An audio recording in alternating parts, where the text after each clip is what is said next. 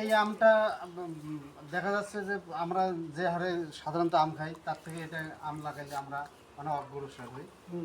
একটি করে গাছে মনে করেন 500 আম ধরলো, ছোট আম গাছের চারা গেলে, কিন্তু এই আম যদি একটা গাছে 50টা হয়, 50টায় দেখেন যে 500 আমের অর্থাৎ আমগুলো খুব মিষ্টি হয় এবং খাইতে খুব ভালো সুস্বাদু এবং আমগুলো খুব সুন্দর ধরে।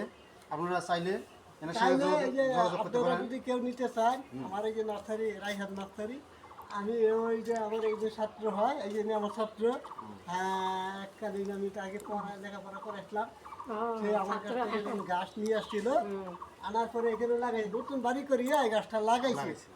এটা আমের নাম হইল মালডোরিয়াম। এই লালবনিয়া জেলার মধ্যে এই মালডোরিয়াম কারো কাছে নাই, একমাত্র রাইহান নার্সারির মধ্যে এই গাছটা পাইবেন।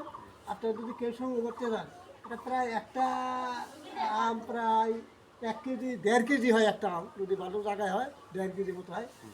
আমের কয়েক পাতলা একবার কোন সাইজের, ছোটো সাইজে একবারে, আর গুষ্টলো খুব, মাংস আছে বেশি যেটা কয়। তারপরে এটা খাইতে হেবি সুস্বাদু।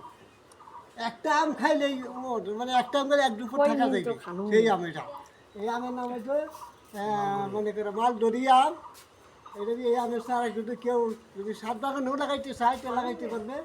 আর কিছু যদি বাণিজ্যভাবে লাগে, বড় সাইজের আম যদি কেউ খুঁজে, এই আম পাইবে।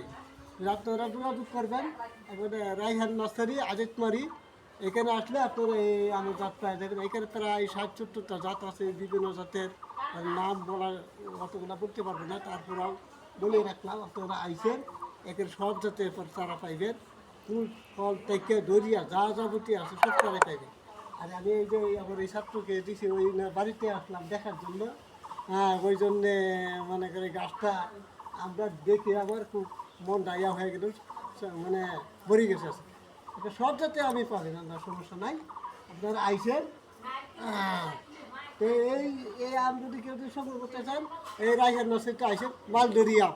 আসসালামু আলাইকুম, আজ এই পর্যন্ত রাখলাম।